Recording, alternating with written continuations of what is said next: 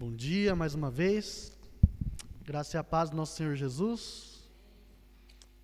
Deixa a sua Bíblia aberta no livro de Romanos, capítulo 8.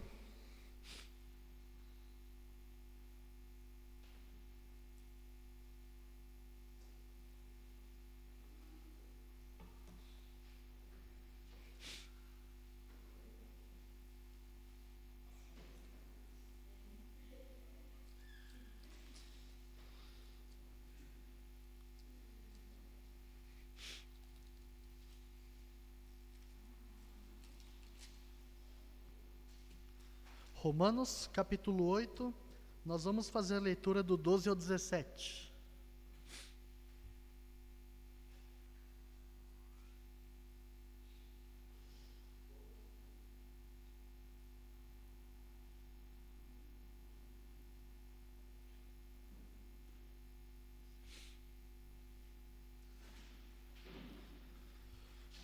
Romanos 8, 12 diz assim: Portanto, irmãos, estamos em dívida, não para com a carne, para vivermos sujeito a ela. Pois se vocês viverem de acordo com a carne, morrerão. Mas se pelo Espírito fizerem morrer os atos do corpo, viverão. Porque todos os que são guiados pelo Espírito de Deus são filhos de Deus. Pois vocês não receberam um Espírito que os escravize para novamente temerem, mas receberam o Espírito que os adota como filhos, por meio do qual clamamos: Abba, Pai. O próprio Espírito testemunha ao nosso Espírito que somos filhos de Deus. Se somos filhos, então somos herdeiros, herdeiros de Deus e co-herdeiros com Cristo, se de fato participamos dos seus sofrimentos, para que também participemos de sua glória. Seguimos então com o nosso propósito de estudar aí a carta de Romanos, só para a gente poder seguir adiante. Mais uma vez eu gostaria de montar o nosso pano de fundo acerca da carta aos Romanos, onde nós podemos ver aí nos primeiros capítulos sobre a questão do pecado e suas consequências, as atribuições da queda na vida do ser humano. No capítulo 2 nós vimos que as consequências do pecado foram o juízo de Deus sobre toda a humanidade, e todos estavam sujeitos a essa lei, porque Deus gravou a lei no coração do homem. Tanto judeus como gentios, ninguém estava livre da condenação do juízo de Deus sobre a humanidade. Isso falando até a primeira metade do capítulo 3, onde Paulo vai dizer que não há um justo sequer, não há ninguém que busque a Deus. Então não existe nenhum justo na terra. Mas a segunda metade do capítulo 3, Paulo começa a apresentar uma nova mensagem, uma nova entre aspas, mas trazer as boas novas da nossa justificação, que a nossa justificação vem pela fé. E aí vai dizer que nós somos justificados não pelas nossas obras, porque não somos bons o suficientes diante de Deus, mas essa justificação é manifesta pela fé em Jesus Cristo, que morreu pelos nossos pecados, e ele foi ressuscitado para a nossa justificação. Então, se segue aí capítulo 4, fazendo a comparação entre Abraão e Davi, que não foram justificados por suas obras, pois eles tinham motivos, principalmente Abraão, mas a Bíblia diz que Abraão creu, e isso lhe foi creditado, isso lhe foi imputado como justiça. Então o Velho Testamento não tem uma representatividade de que eles eram justificados por obras. No Velho Testamento as pessoas não eram salvas por obedecer à lei. E aí nós começamos a entender que a lei de Deus não veio para salvar, não veio para mudar a nossa vida.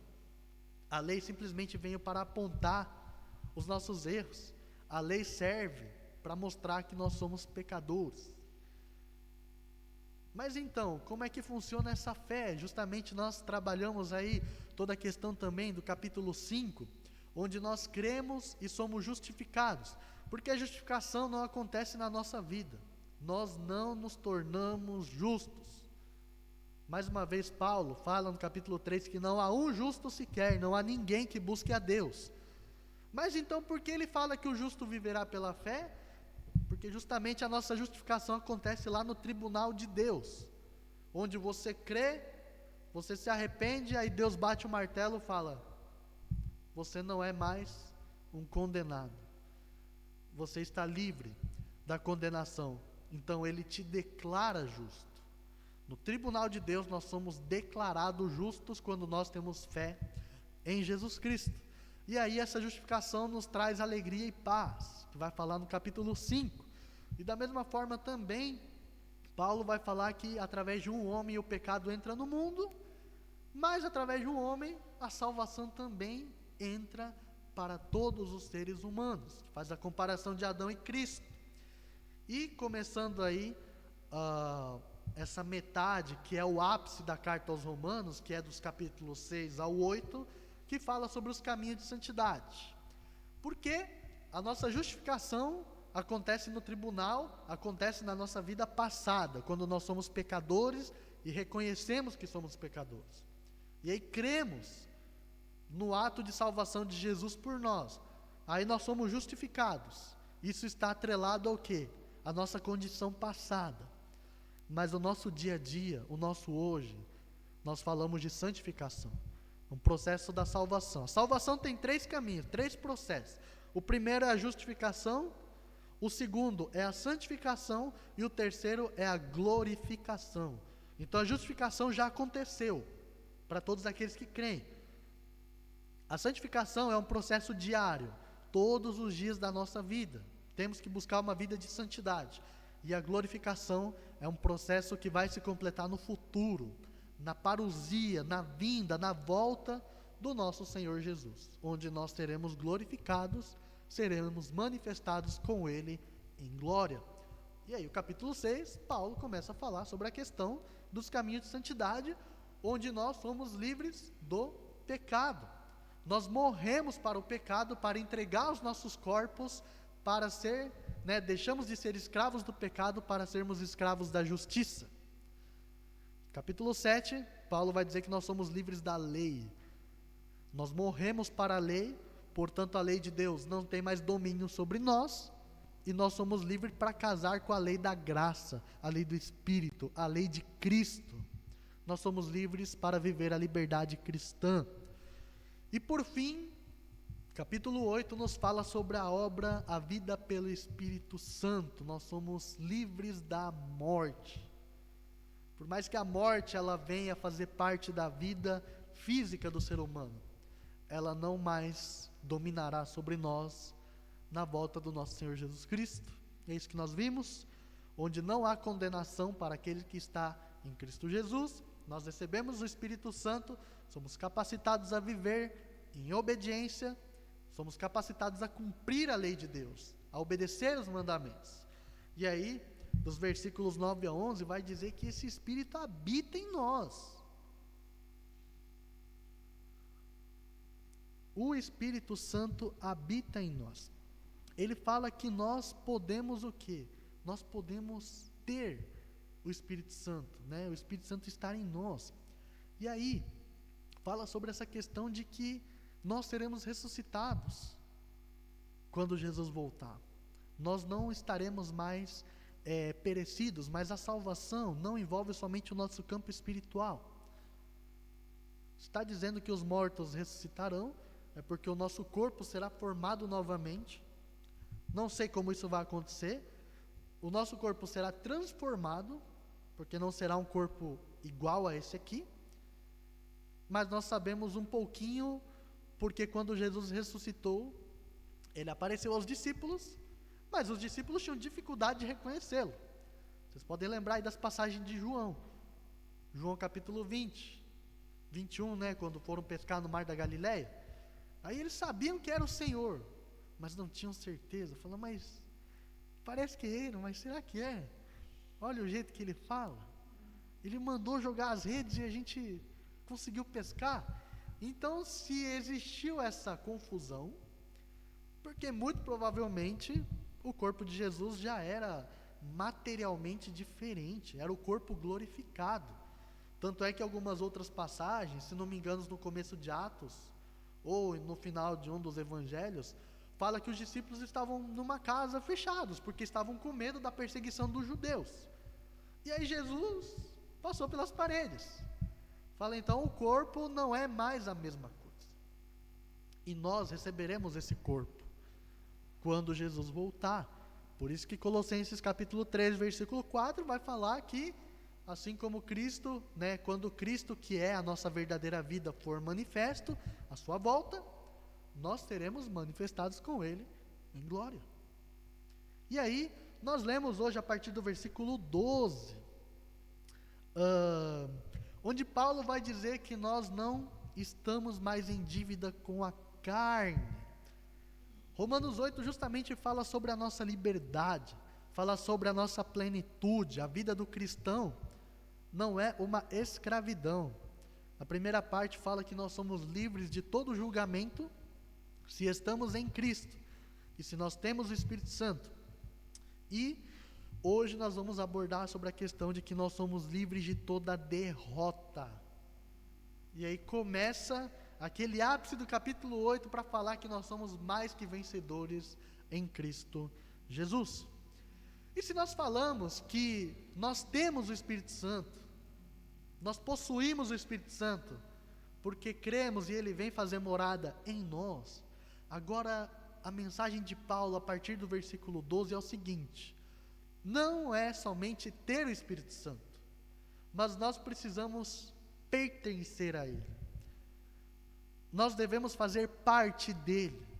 Não é somente uma ideia de você possuir algo, mas é um sentimento de pertencimento ao Espírito Santo.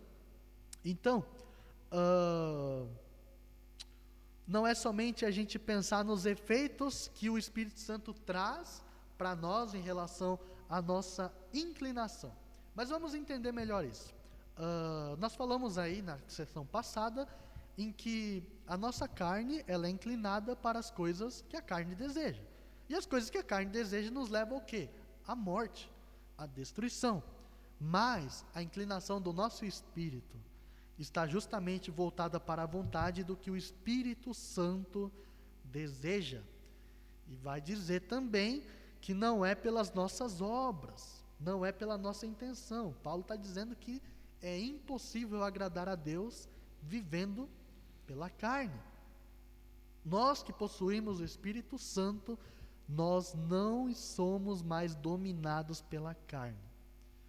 Nós vamos continuar pecando, mas acontece que o pecado na vida do cristão deve ser um acidente, deve ser algo esporádico, e não me fugiu a palavra?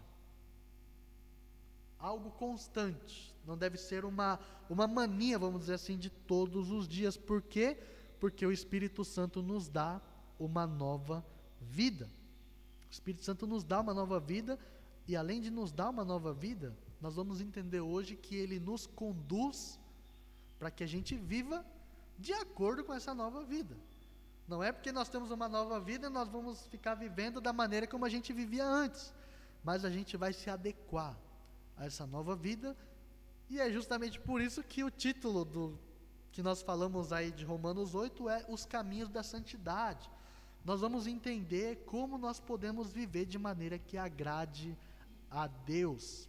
Então, a primeira coisa é entender que sim, o Espírito Santo é a marca que nos garante a nossa salvação, mas nós não devemos nos contentar somente com esse senso de possuir o Espírito Santo, mas a gente pertencer a Ele. E aí nós temos algumas passagens na Bíblia que fala que nós somos povo exclusivo de Deus, nós somos uma nação santa, nós somos uma geração eleita. Em Cristo nós temos o quê? Uma vida em abundância. Nós somos chamados a viver uma vida em abundância. O problema é que nós não queremos uma vida em abundância. A gente só quer aquilo que nos convém. Muitos cristãos, eles querem a salvação para ter esse senso de segurança e dizer que eu vou morrer e não vou para o inferno. Mas aí se contenta com a sua vida terrena. Se contenta com a sua vida terrena. E versículo 12, vamos ler novamente. Paulo está dizendo: portanto, irmãos, estamos em dívida não para com a carne, para vivermos sujeito a ela, pois se vocês viverem de acordo com a carne, morrerão. Mas se pelo Espírito fizerem morrer os atos do corpo, viverão. A nossa dívida não é com a carne. Nós não temos obrigação com a carne. Na última sessão, quando a gente falou sobre os versículos 5 a 11, eu disse que o cristão deve andar com seu atestado de óbito. Quando vem os desejos da carne, você pega, não tem um papel aqui, você pega o seu papel, você mostra o seu atestado de óbito para a sua carne, fala: eu já morri. Eu não preciso mais fazer nada, eu não sou obrigado a fazer nada que a carne deseja. Porque, cá entre nós, a carne já nos trouxe muitos prejuízos, né? A carne já causou problemas o suficiente para a nossa vida. E, então, a nossa obrigação hoje é como filhos de Deus. A nossa obrigação hoje é com o Espírito Santo. O Espírito Santo nos trouxe consciência dos nossos pecados. O Espírito Santo revelou a Cristo para todos nós. E é o Espírito Santo que vai nos conduzir dentro dessa vida eterna que nós recebemos, né? Podemos destacar o Espírito Santo como o Espírito de vida. Primeira coisa, por que o Espírito de vida? Porque ele nos conduz para uma vida de obediência, para que sejamos mais parecidos com Cristo. Nós fomos criados à imagem e semelhança de Deus. Ser parecidos com Ele é porque nós temos um Espírito. E quando fala de imagem e semelhança, nós não temos um exemplo palpável, nós não temos um exemplo visível de como deveria ser a nossa vida, pensando na pessoa do Deus Criador. Mas Jesus, Colossenses 1 fala que Jesus é a imagem do Deus vivo. Se Ele é a imagem do Deus vivo, significa que tem coisas dele, ou tem tudo nele, que eu posso procurar ser o quê? Parecido. A gente nunca viu Deus. A gente não sabe como é que Deus viveria aqui na terra, no meio dos seres humanos. Mas o Deus Todo-Poderoso, Ele veio em forma de ser humano. O Verbo se fez carne. Jesus viveu entre nós. E a sua vida é como um exemplo para todos nós. Então, quando nós olhamos para Jesus, queremos imitar Jesus, queremos ser parecidos com Ele, nós buscamos viver uma vida de imagem e semelhança de Deus. Romanos 8, 29, ali o versículo 29, vai falar que aqueles que de antemão o conheceu, Ele os chamou para ser parecidos com Ele, a fim de que o primogênito fosse o mais velho entre muitos irmãos. E Efésios capítulo 1, versículo 4, vai dizer que desde antes da criação do mundo, Deus nos chamou. Chamou para quê? Para sermos santos e irrepreensíveis em Cristo Jesus. Então, qual é o nosso maior propósito de vida? Não é conquistar as coisas terrenas. Nosso maior propósito é sermos parecidos com Ele. É sermos parecidos com Cristo, que consequentemente seremos parecidos com Deus, o Pai. Precisamos olhar para a nossa vida. Essa vida de obediência nos leva a ser parecidos com Cristo. Esse é o primeiro ponto. E o segundo ponto é que o Espírito Santo também é o espírito de morte. Fala, mas como assim? Vamos lá. Ele é o espírito de morte porque nos capacita a mortificar os nossos atos pecaminosos na carne. Por isso que o capítulo 6 de Romanos, Paulo vai dizer que nós morremos. Mortificamos o nosso corpo, nós entregamos o nosso corpo ao Espírito Santo. Deixamos de ser escravos do pecado para sermos escravos da justiça.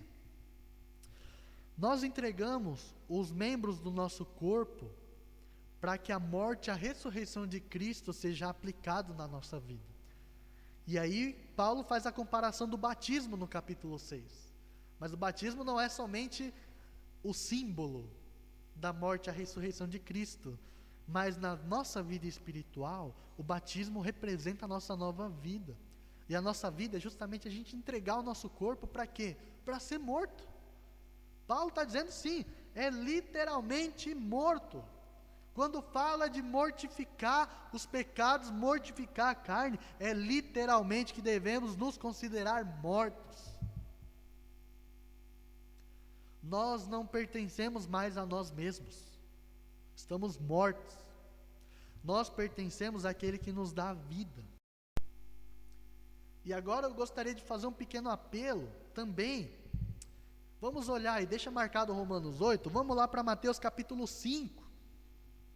De entender o porquê que está dizendo sobre essa questão da mortificação. Mateus capítulo 5, 29 e 30.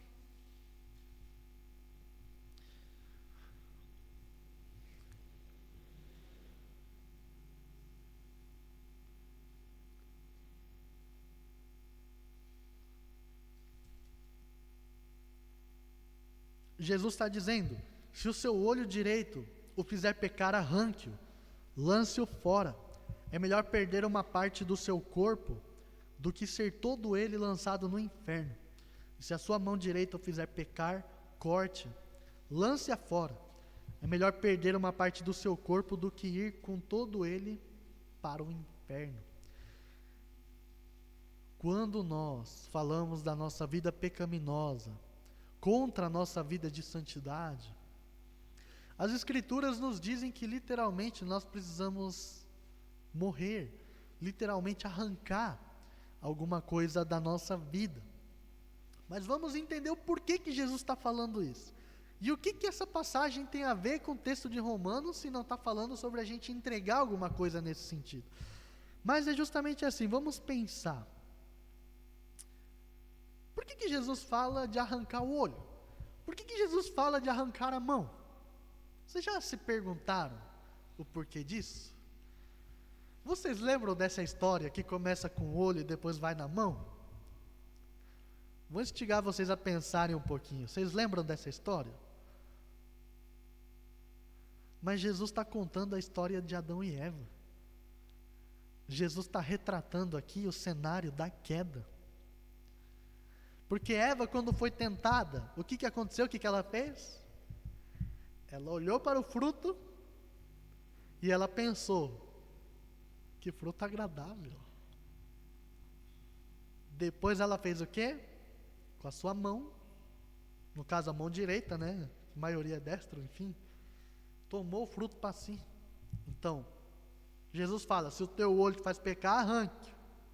É melhor você pegar uma parte do seu corpo do que ir com ele inteiro para o inferno. Depois ele fala: se a sua mão direita te fizer pecar, arranque. Mesma coisa. Agora, a questão é, por que Jesus, quando fala sobre essa questão de tentação, em relação a pecado, por que ele usa esse aspecto da queda? Por que ele usa esse aspecto da mão direita, dos olhos e da mão direita? Justamente porque esse pecado que a gente está falando aqui, se você olhar alguns versículos anteriores, o versículo 27, Jesus está falando de adultério. Jesus está falando de pecados sexuais, está falando de imoralidade sexual. Aí depois ele vai falar da mão, dos olhos e da mão. E o que isso reflete na queda? De pegar o fruto que era proibido e de tomar para si. Jesus está falando porque esse pecado, ele nasce na cobiça. Mas está falando de pecado sexual. Mas se você olhar do versículo 27 aqui de Mateus até o versículo 30, Jesus está falando sobre a cobiça. E por que a cobiça ela é tão assim, alfinetada nas Escrituras? Por que a questão da cobiça, a Bíblia nos pega bastante? A cobiça é o 10º dos mandamentos. Mas por que ela pesa tanto na vida do cristão? Nós temos 9 mandamentos que são objetivos. Traduzindo, 9 mandamentos que você pode ver, que as pessoas podem ver. 9 mandamentos que, se você quebrar, as pessoas sabem. Você adorar somente a Deus, você deixa de adorar, as pessoas veem se você adora a Deus ou não. Você ter ídolos, você não ter ídolos, as pessoas veem se você tem ídolos na sua vida ou não. Você usar o nome de Deus em vão, as pessoas podem ver se você faz isso ou não. Guardar o sábado, as pessoas podem ver se você faz isso ou não. Honrar pai e mãe, as pessoas podem ver se você faz isso ou não. Não roubar, não matar, não dar falso testemunho e não adulterar. As pessoas podem ver se você faz ou não. São 9 mandamentos objetivos. Agora, não cobiçarás. Você consegue enxergar se em algum momento da minha vida eu estou cobiçando alguma coisa? Não. E o grande perigo da cobiça é que todos nós estamos sujeitos. Ovelhas, líderes, pastores, diáconos, bispos, todo ser humano está sujeito a cometer a cobiça no seu coração. E é por isso que Jesus fala sobre a questão dos olhos e da mão. Ah, mas está falando de adultério, que se o homem olhar para uma mulher e desejá-la, já comete adultério no coração. Jesus não está dizendo que você se torna adúltero por você olhar com desejos lascivos para outra pessoa. Eu já vi pastor pregando de púlpito, falando eu sou adúltero porque Jesus falou que olhando você comete adultério no coração. Não é isso. Não sejamos ignorantes. Acontece que o pecado do adultério e o pecado da cobiça, em termos de representatividade, em termos de relevância, no mundo espiritual tem o mesmo peso. Se você quebra um mandamento, você quebra todos os 9. Mas não significa que você se torna um adúltero. Então, todo mundo tem direito de se divorciar. Porque em algum momento, as pessoas são tentadas olhando para alguém com desejos lascivos. E se você se torna adúltero, o seu cônjuge tem direito de se divorciar e casar com outro. Se fosse assim, seria uma bagunça. Mas Deus é um Deus de ordem e decência. Nós não nos tornamos adúlteros quando cobiçamos. Cometemos adultério no nosso coração. Por quê? Porque cobiçamos. E por que Jesus vai falar arranque? A questão do arranque não é cortar um membro do seu corpo. É muito fácil fazer uma cirurgia física. Ou quer dizer, não é tão fácil assim, né? Mas e a cirurgia no coração? Sabe? Jesus está dizendo, trate o pecado de forma imediata e decisiva. O sentido é que se você está em lugares em que você é tentado, não esteja mais. Se você lê livros que te tentam, não leia mais. Se você assiste coisas que despertam desejos de cobiça, não veja mais. Se você tem amigos que te tentam, você não cabe mais nesse espaço. É cortar. E a gente não leva isso a sério. Não está dizendo que você não deve se relacionar para você ser luz, para pregar o evangelho. Mas tem amizades nossas, gente. Uma das partes que me estragou no começo da minha caminhada foram minhas amizades. Porque eu não quis cortar. Porque eu não queria ficar sozinho naquele círculo social que era a faculdade. Se eu tivesse a mentalidade que eu tenho hoje, lá na faculdade eu não seria amigo de ninguém. Cumprimentaria, beleza, vamos fazer o trabalho, vamos estudar, até aí acabou. Por quê? Porque foram pessoas que queriam me levar para o caminho mal. Mas a questão é que a nossa santidade, agora voltando para Romanos, a nossa santidade não se limita somente na questão sexual. A pureza sexual, sim, é muito importante, mas nós, quando falamos de cobiça, quando falamos de vida no espírito, de deixar a carne, a gente pensa somente na questão dos desejos, e não. O que é mais importante para você? Quando fala mortificar a carne, quantas vezes você deixou de orar porque estava com sono? Quantas vezes você deixou de ler a Bíblia porque estava com fome? Ou por causa dos seus compromissos, das suas coisas? Que, ai meu Deus, a minha agenda está cheia, eu estou com pressa e não sei o que, e tem gente me esperando e eu estou atrasado. Só que Romanos 8,12, volta lá comigo, está dizendo: portanto, irmãos, estamos em dívida não para com a carne. A sua dívida não é com a sua agenda.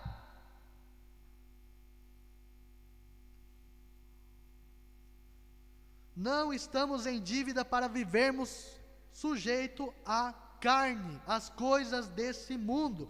Pois se vocês viverem de acordo com a carne, morrerão. Ai, mas que coisa pesada.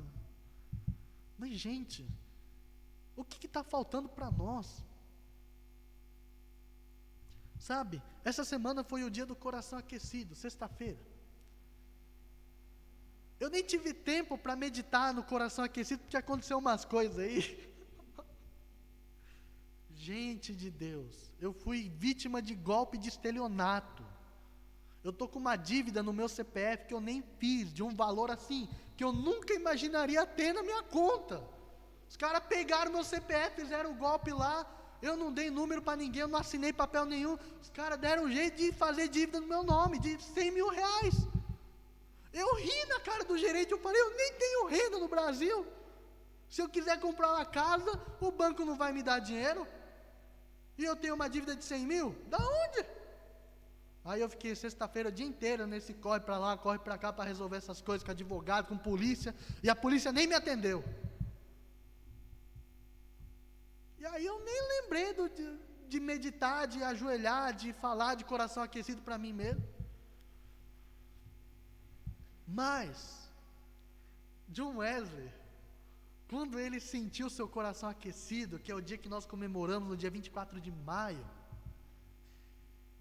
ele diz: a minha salvação não depende de mim, a minha salvação depende somente a Cristo.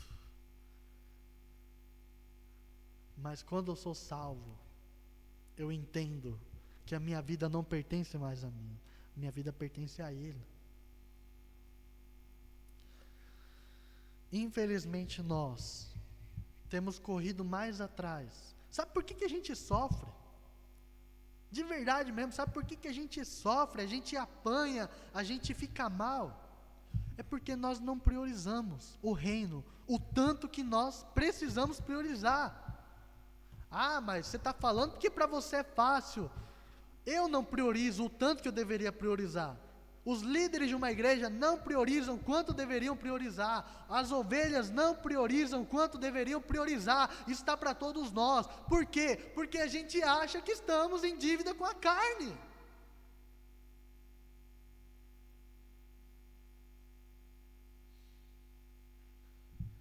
Que eu e você possamos olhar para o nosso coração. Possamos pensar se realmente os nossos atos são refletidos de acordo com o nosso coração carnal, com a cobiça que nós temos no nosso coração.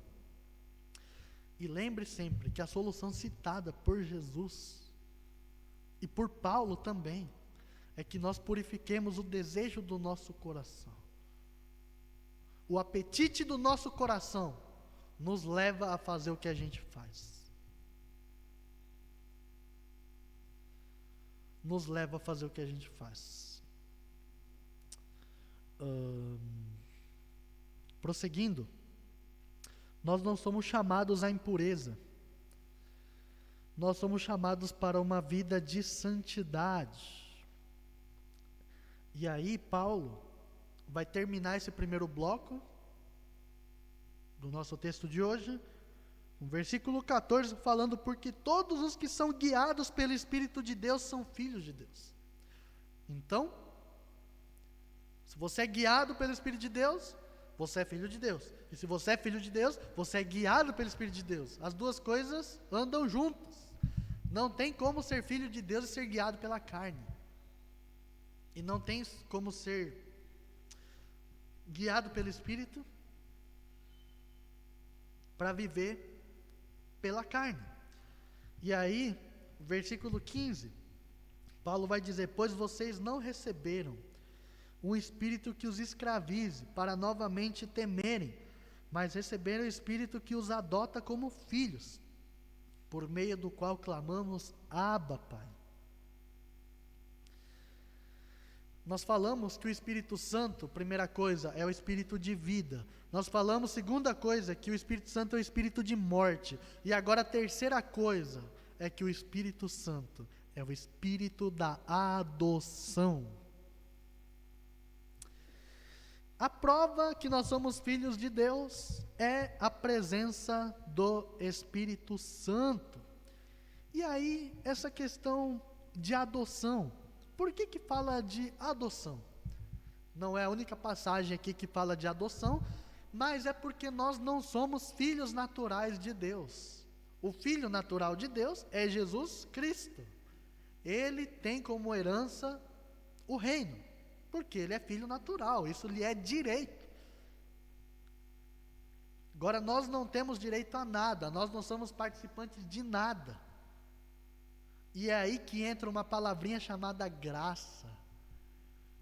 Por que a adoção é interessante? Porque pensa você, a igreja não fala de adotar filhos, a igreja não estimula muito, mas no livro de Tiago, vai falar que a verdadeira religião é o quê? É cuidar dos órfãos, das viúvas e dos estrangeiros. O que o órfão precisa? O órfão precisa que você vá lá servir cachorro quente no dia das crianças, no orfanato. Você fica lá 1 hora, 1 hora e meia, se veste de palhaço, faz aquele negócio, é legal, é bonito. Mas é isso que um órfão precisa? O que o órfão precisa? Ele precisa de uma família. Um órfão precisa de paz.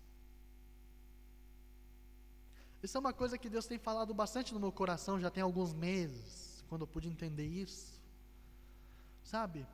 Porque, pensa comigo, você vai lá, você conhece uma criança, pode ser um bebê, pode ser já uma criança que fala papai, mamãe, pode ser uma criança de 10 anos que já conversa, que já tem consciência, pode ser um adolescente, eu não sei, mas você conhece alguém, você vai conhecer a história ali, você não sabe quem é, não sabe dos pais, não sabe da história, mas você conversa, você vê lá todo o seu histórico, você dá o seu sobrenome para essa criança, você dá o direito dessa criança a receber todos os seus bens como herança.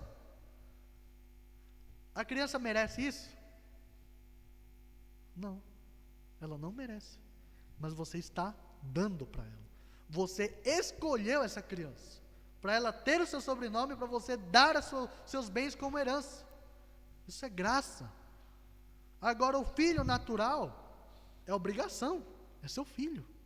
Ele vai ter seu sobrenome e ele vai ter seus bens como herança. Agora, o adotado, não. O adotado foi escolhido. E é nessa mesma perspectiva que nós somos filhos de Deus.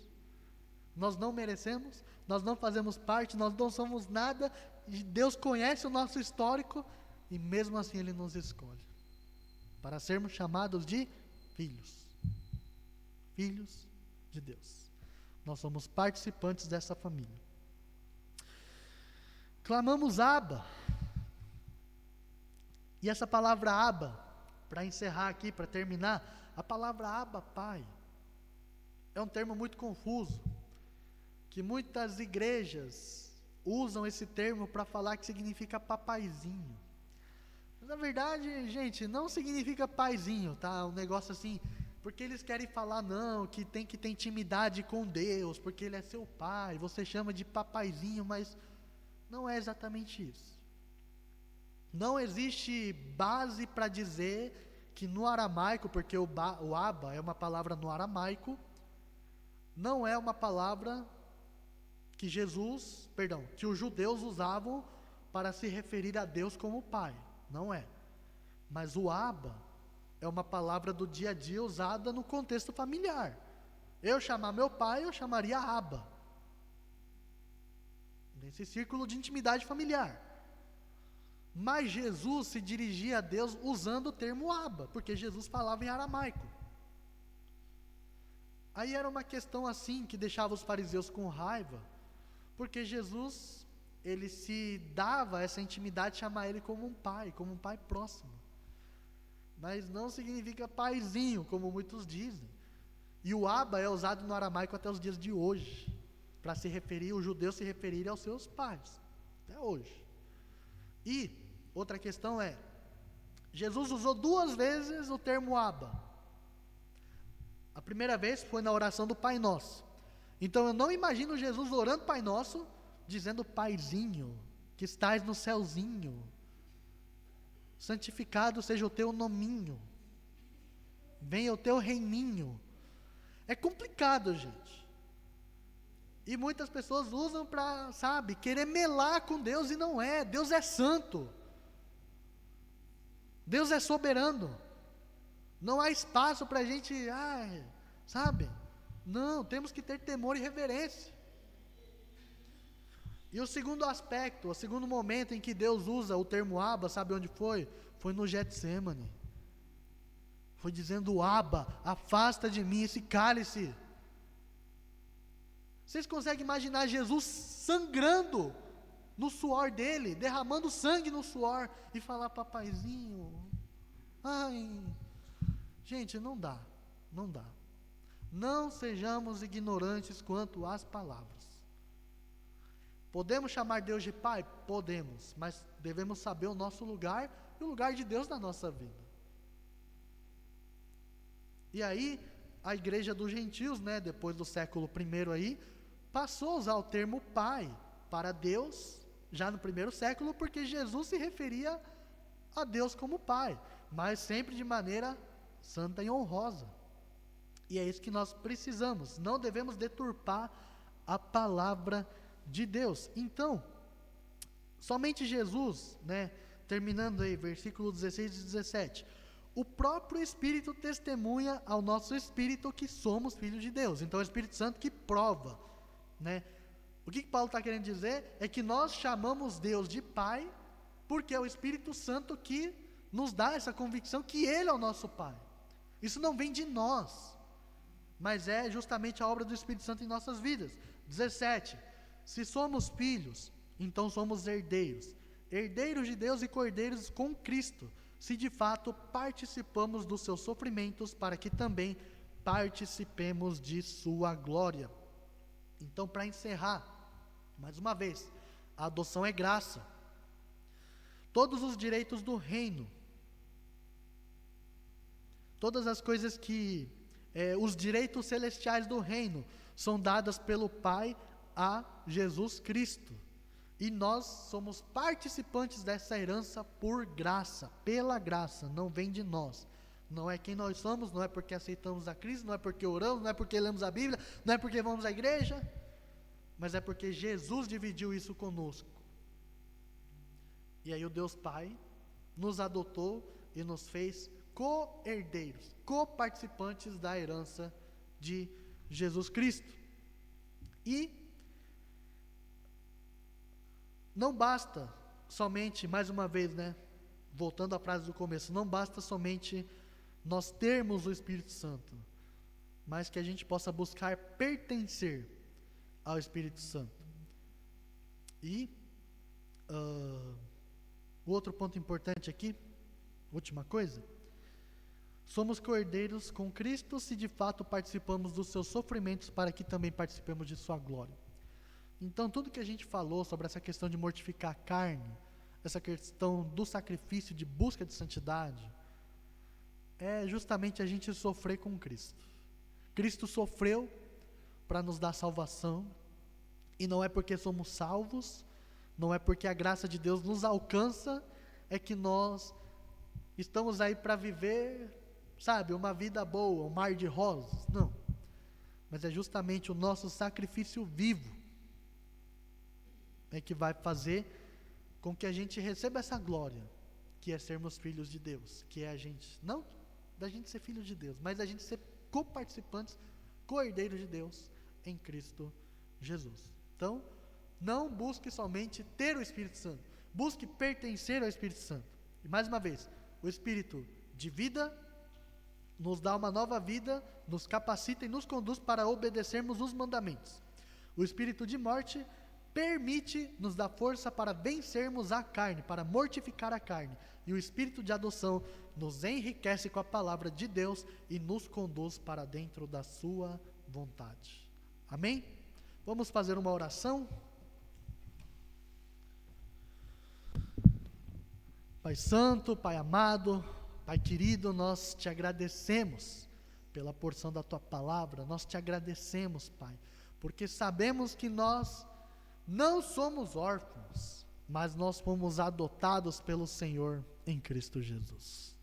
Te agradecemos, Pai, porque a Tua palavra nos ensina, te agradecemos porque podemos aprender através dela, e mais do que isso, nós podemos ouvir a Tua voz, através de tudo aquilo que o Senhor fala. E essa voz que aquece o nosso coração, Deus. Muito obrigado por o Senhor não nos deixar perdidos, não nos deixar sem uma luz no fundo do túnel, não nos deixar dispersos, Pai, nesse mundo tão perverso. Mas o Senhor nos escolheu, o Senhor nos trouxe para a Tua família, o Senhor nos adotou, o Senhor nos deu graça, e é o Senhor que nos chama de filhos. E nós queremos honrar o Teu nome, Pai. Queremos honrar essa condição de filhos de Deus, porque entendemos que nós não somos chamados, Pai, para a gente viver inclinados na carne, a gente dominados pelos nossos desejos, pelas nossas vontades, pela nossa mente, mas a gente é livre. A gente é livre para vivermos a vida na presença do Espírito Santo. Que possamos não somente ter o Espírito Santo na nossa vida como selo, como a marca da promessa, mas que possamos pertencer ao Espírito que nos capacita a ter uma vida de obediência, a ter uma vida que honra, que glorifica ao Teu santo nome, que obedece aos Teus mandamentos, e é o Espírito que nos leva para o centro da Tua vontade, do Teu querer para as nossas vidas. Que o Senhor nos ajude, que o Senhor nos abençoe, e a gente possa assim derramar o nosso coração na Tua presença todos os dias, para que assim a gente possa caminhar junto com o Senhor, para que a gente possa entender, Pai, que nós somos Teus filhos. O Senhor nos dá o Espírito da adoção, para que possamos nós clamarmos, Abba, Pai. Esse Espírito que não nos escraviza, mas é um Espírito que nos dá a liberdade de vivermos a liberdade cristã, a nossa vida em Cristo. Obrigado, Senhor, te entregamos essa semana, que as Tuas mãos estejam sobre cada um dos meus irmãos, cada um da nossa igreja, que o Senhor possa nos capacitar nos nossos afazeres, seja o nosso trabalho, nossos estudos, cuidar do nosso lar, com os nossos entes queridos, pessoas do nosso entorno, que em todas as coisas possamos glorificar o Teu santo nome, e possamos assim refletir a imagem de Cristo na vida das pessoas. Que o Senhor possa visitar aqueles que estão doentes, que estão enfermos, e que a Tua graça alcance cada um deles, e o poder da Tua cura se manifeste, Pai, para que pessoas sejam curadas, pessoas sejam libertas, pessoas possam ter salvação, pessoas possam ter uma nova vida, e que assim o Teu nome seja engrandecido. Cuida da Tua igreja, cuida de cada um de nós, nos traga renovo, e que o Senhor esteja presente no nosso caminhar todos os dias da nossa vida. Nos dê um domingo na Tua presença, um retorno para nossas casas, na Tua segurança, na Tua paz, e assim possamos continuar, Senhor, com o nosso coração inclinados para Ti. Por tudo oramos e agradecemos em nome de Jesus. Amém.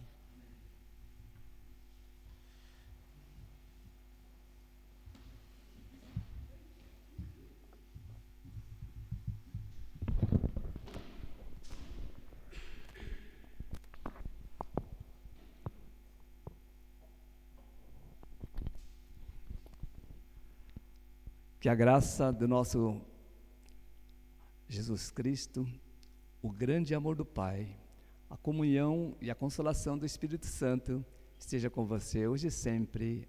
Amém e amém.